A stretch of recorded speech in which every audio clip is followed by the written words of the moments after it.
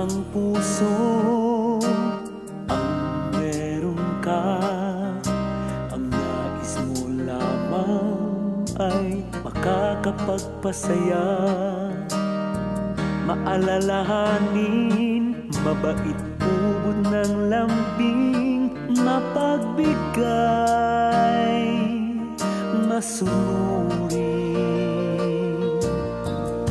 Ehemplo ka ng kahit sino man, pilit ginagaya, ngunit hindi mahigitan.